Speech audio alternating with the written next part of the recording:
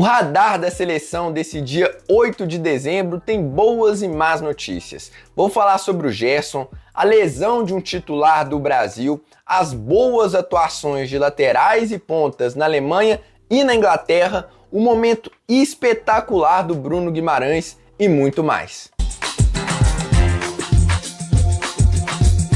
Vamos começar o radar então lá na Alemanha. O lateral direito Jan Couto foi titular do Borussia, ele que tem alternado entre titular e reserva lá no clube alemão. Ele deu assistência para o primeiro gol marcado pelo Brandt, um belo cruzamento rasteiro do jogador brasileiro, e também participou do segundo gol. Ele cruza e o jogador do Borussia, ele dá a pré-assistência no gol do Borussia. Esse foi o 12º jogo do Jan Couto. Ele participou de 12 dos 21 jogos do Borussia nessa temporada. Realmente, ele alterna entre titularidade e reserva o tempo inteiro, não tem constância e isso distancia um pouco ele da seleção brasileira. Mas fato é que foi uma bela atuação do Jan Couto. Segundo o SofaScore, ele teve ótimos números e foi o jogador com a segunda melhor nota do Borussia nessa partida. E além de participar dos 2 gols, no finalzinho do jogo ele ainda faz uma bela jogada, dribla 2 jogadores, deixa o Guirassy na cara do gol, mas o atacante do Borussia chuta na trave, então poderia ter participado aí dos 3 gols do Borussia.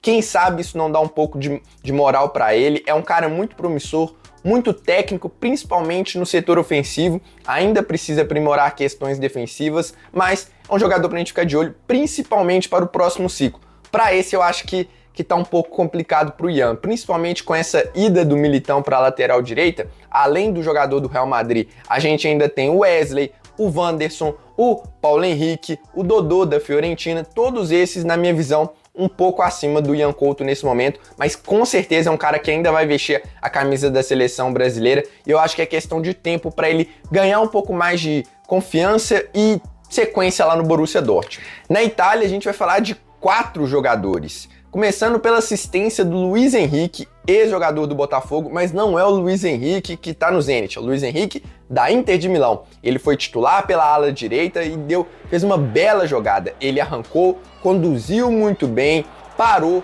olhou para a área e só rolou para o Lautaro fazer o primeiro gol da Inter contra o Como. Vitória por 4-0 do time italiano. E o Luiz Henrique atuou pelo lado direito, criou ainda 2 grandes chances. Ele que chegou com grande expectativa depois de fazer uma boa temporada pelo Olympique de Marseille.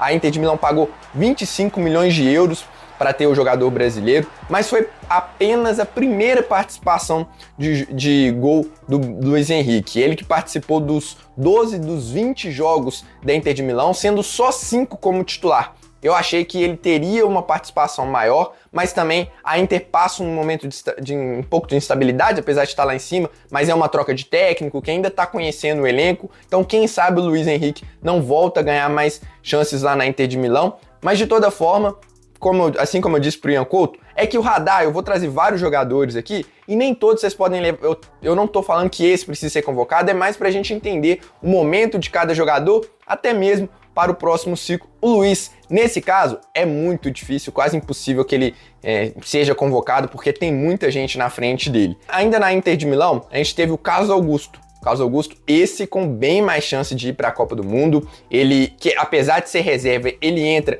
quase todo o jogo. Ele participou aqui de 18 dos 20 jogos da Inter de Milão. Nesse jogo contra o Como, ele entrou aos 32 minutos e fez um belo gol, cruzamento, ele pegou de esquerda quase de voleio para fazer o gol da Inter de Milão, para fechar o placar. O Carlos, que é um cara que, apesar de ter ido mal quando foi utilizado na seleção, eu ainda tenho esperança, porque é um jogador muito consistente. Falhou, claro, tem vários fatores, a gente não pode crucificar um jogador na seleção brasileira por causa de uma partida ruim. É que o Douglas e o Alexandre estão na frente, mas eu ainda não desisti do Carlos Augusto na seleção brasileira, acho que ele pode ser sim uma boa opção. Ainda lá na Itália, adivinha de quem que eu vou falar? De novo, você que acompanha aí o radar já sabe que eu vou falar do David Neres, mais uma participação em gol do atacante brasileiro, ex-Ajax, ex-Benfica, jogando como ponta direita. Ele chegou a 4 assistências na temporada e tem mais 3 gols em 18 jogos. Ele cruzou para o Haaland marcar o primeiro,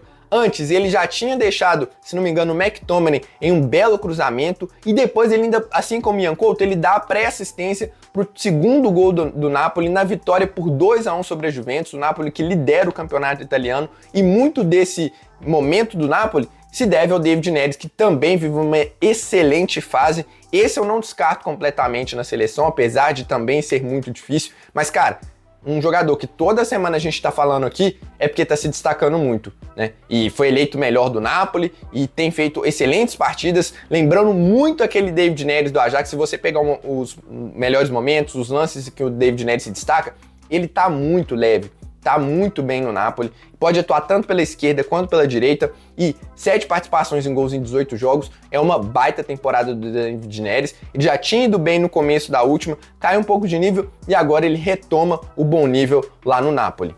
E para fechar, um aqui mais pro futuro também, mas que é muito desconhecido por grande parte dos torcedores brasileiros, o Giovani, ex-Corinthians, ponta direita não, quase um segundo atacante de 22 anos, tem 3 gols e 4 assistências em 16 jogos pelo Verona, é um número bem parecido com o do David Neres, só que jogando pelo Verona. E nesse final de semana ele fez um gol e deu uma assistência na vitória do time italiano por 3-1 sobre a Atalanta, não foi qualquer time. E foi um golaço de fora da área do Giovani e também um passe em contra-ataque, então ele foi eleito o melhor do jogo pelo Verona. O Giovani, ele vem jogando como um segundo atacante, quase um ponta-direita, mas é mais um centroavante do que um ponta em si, um cara que tem uma finalização muito forte, é um cara também fisicamente robusto, conduz bem a bola, não é um driblador, mas que tem boa noção de para jogar fora da área também, e já se fala muito do interesse de outros times italianos, da Inter, do Milan,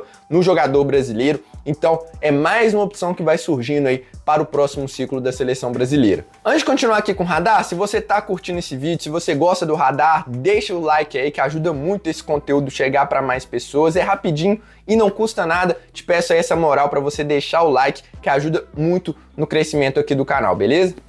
Vamos para a Inglaterra. Brasileiros no banco do Chelsea, infelizmente, o Andrei, mesmo sem o Caicedo, não saiu do banco, o Estevão e o João Pedro até saíram, mas não fizeram muitas coisas, e o Chelsea empatou por 0-0 com o Bournemouth. Do outro lado, o Evanilson foi titular, mas também não fez muita coisa. Tivemos também um duelo de centroavantes no jogo entre Tottenham e Brentford, mas melhor para o Richarlison, que enfrentou o Igor Thiago, um dos grandes destaques aí da Premier League na atual temporada, mas foi melhor para o Pombo. O Richarlison marcou o primeiro gol do Tottenham, vitória por 2-0 dos Spurs.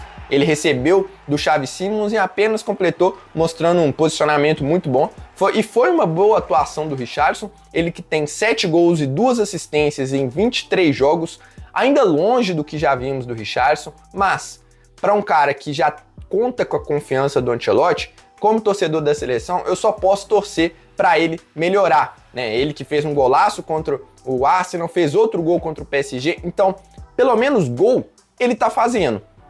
A temporada atual dele já é melhor do que a anterior, então é algo pra gente ficar de olho e torcer para ele melhorar, porque é muito difícil o Richarlison ficar de fora da Copa, porque ele conta com muito prestígio do Ancelotti, ainda mais fazendo gol. Mas eu ainda acho que em termos de atuação, de nível técnico, ele ainda tá um pouco abaixo.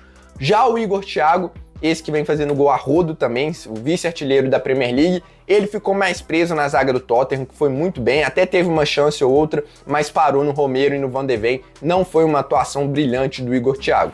Outro jogo que teve duelo de brasileiros, dessa vez no gol, foi a partida do Liverpool contra o Leeds United. Alisson de um lado, Lucas Perry do outro, e apesar do placar elástico, Liverpool 3, Leeds 3, os goleiros tiveram pouca culpa nesses gols, apesar que eu fiquei na dúvida de um gol que o Leeds sofreu, se não me engano foi o segundo do Ekitike, que o Lucas Perry sai no cruzamento, ele tenta tirar a bola com a mão, achei que pode ter sido falta do jogador do Liverpool, mas o Perry poderia ter feito melhor, fiquei um pouco na dúvida, mas eu acho que ele poderia ter saído melhor ou sequer ter saído do gol. Mas ele também fez 2 belas defesas, e essa tem sido a tona do Lucas Perry. Para você que acompanha aqui o Radar, todo jogo eu tenho trago ele aqui, já faz umas 3 semanas, essa é a terceira seguida que eu falo do Lucas Perry, porque ele faz 1, 2 defesas assim espetaculares e falhem algum gol ou outro do time adversário. Então o Lucas Perry, ele parando de falhar, algo que não vinha acontecendo no Lyon, por exemplo, só que o Leeds é um time que sofre mais do que o Lyon, e ele precisa parar com essas falhas para a gente voltar a pedir ele na seleção brasileira. Para mim ele era o favorito até pouco tempo atrás, mas essas falhas, mesmo que pequenas, têm me deixado uma certa pulga atrás da orelha. E o Alisson para mim fez uma bela defesa só, a única defesa que ele fez foi muito boa mesmo, e não falhou em nenhum dos 3 gols, acho que foi de boa a atuação do Alisson. Ainda na Inglaterra, um golaço do Bruno Guimarães, vitória do Newcastle por 2-1 sobre o Burnley, e o jogador brasileiro faz mais um gol. Todas as temporadas dele pelo Newcastle, ele marcou pelo menos 5 gols. Nas últimas 3, ele teve pelo menos 5 assistências, o que para um volante é espetacular. Não é à toa que o podcast Correspondentes Premier League, os jornalistas Nathalie Gedra, João Castelo Branco e Renato Senise, os 3 acreditam que nesse momento o Bruno é o brasileiro mais respeitado na Inglaterra, pelas atuações, pela liderança que ele exerce no Newcastle, por como ele domina o meio de campo. Ele tá ali no top 3, top 5 meio-campistas da Premier League com tranquilidade e, cara, toda semana eu falo do Bruno aqui, se não é com gol, é com assistência, se não é com nenhum dos dois, ele jogou bem pra caramba, então é uma ótima notícia e não se lesiona, né, até bater aqui na madeira pra não zicar, mas o Bruno é um cara muito constante em todas as temporadas que ele teve pro Newcastle, dificilmente ele não tá à disposição, joga quase todos os jogos e coloquei na capa, será que o Bruno é o melhor brasileiro da temporada? A única dúvida que eu tenho é com o Gabriel Magalhães, só que o Gabriel se lesionou, ficou um pouco tempo fora, então talvez nisso o Bruno já tenha ultrapassado ele, mas os dois para mim são indiscutivelmente os 2 melhores brasileiros da temporada europeia. Cara, você vai falar, e o Estevão? O Estevão teve sim grandes atuações, mas ainda oscila entre titular e reserva. O Vini e o Rodrigo não estão bem lá no Real Madrid. Matheus Cunha não é o mesmo da temporada passada. João Pedro também não. Casemiro, ok, boas atuações, mas nada espetacular. Militão ainda sofrendo com lesões. Então, para mim, Bruno e Gabriel no topo. Você pode escolher qualquer um dos dois, mas, sinceramente, talvez hoje eu fique com o Bruno, pela constância dele, por como ele influencia nos 2 lados do campo. Para mim, o Bruno, titular absoluto da seleção brasileira.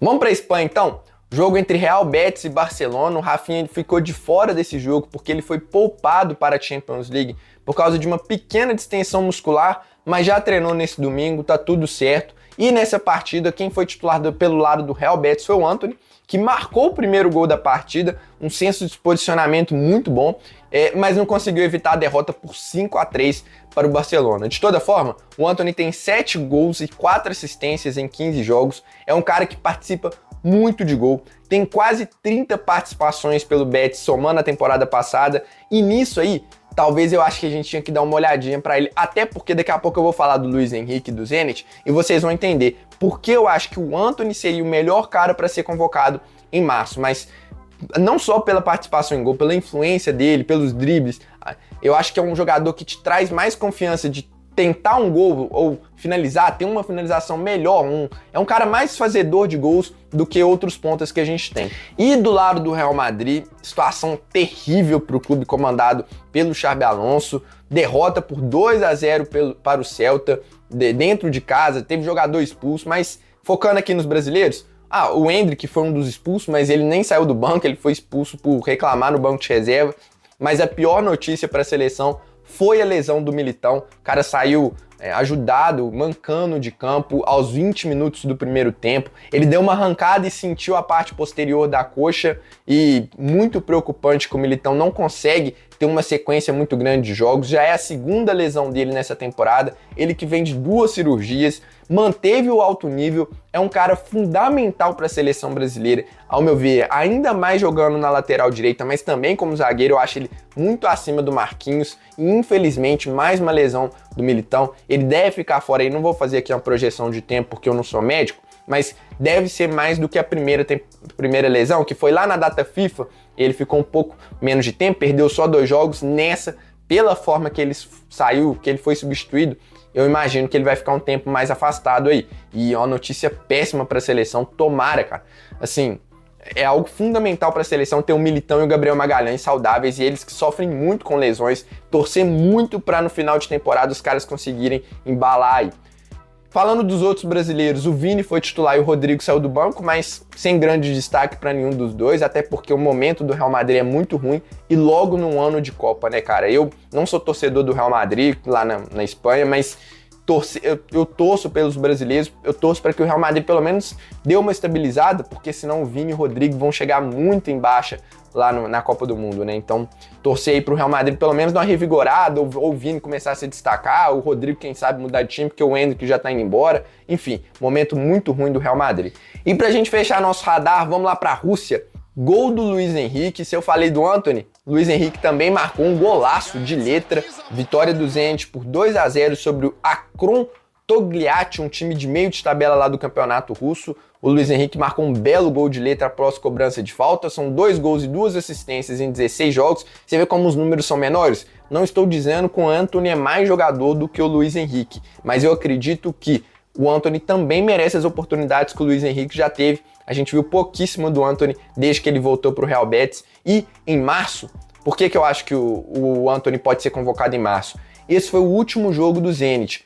E essa é a notícia ruim relacionada não só ao Gerson, mas também ao Luiz Henrique. O Zenit só volta a fazer uma partida oficial em março de 2026, por causa do inverno lá na Rússia. É muito tempo para um jogador de alto nível ficar sem jogar uma competição, né, de verdade, porque eu sei que tem amistoso, eu sei que os caras vão treinar e tal, mas é diferente. E isso é uma péssima notícia, até porque o Gerson, que agora vem tentando retomar, fez um gol, belo gol de fora da área, pegou rasteiro, finalizou no canto. Foi o primeiro gol do Gerson no campeonato russo. Ele foi titular, atuou durante os 90 minutos. Não dá pra ver os jogos, você sabe, não dá nem pra ver os melhores momentos, mas pelo que eu olhei aqui, o Gerson teve uma boa atuação, até teve bons números também, um acerto de passes muito grande. Enfim, notícia boa aí que Luiz Henrique e Gerson fizeram gols pelo Zenit, mas só voltam a campo em jogos oficiais em março do ano que vem. E eu separei uma fala aqui do treinador do Zenit, o Sergei Semak, porque olha a pergunta que o repórter da Rússia fez para ele.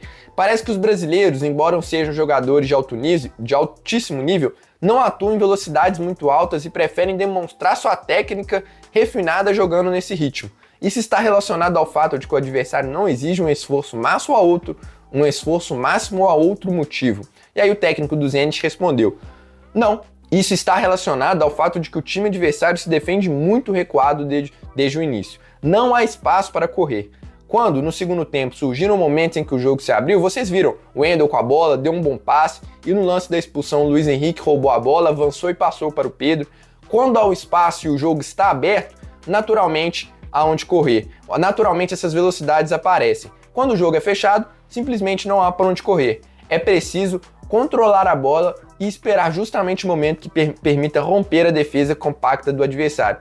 Eu achei interessante essa pergunta porque mostra um pouco a visão do SUS sobre os brasileiros, mas também a explicação do técnico que não, pera aí, não é bem assim. A gente que não tem acesso aos jogos, dá pra gente entender o que ele tá falando e também a pergunta do repórter. Bom, esse foi o Radar de hoje, espero que vocês tenham gostado. Se sim e é novo por aqui, se inscreva no canal, ative o sininho de notificação para receber todos os conteúdos sobre a seleção brasileira. A Copa do Mundo tá chegando e eu conto com a audiência de vocês. E deixa aí nos comentários o que você achou de todos esses tópicos que eu trouxe aqui, quais desses jogadores você gostaria de ver na seleção.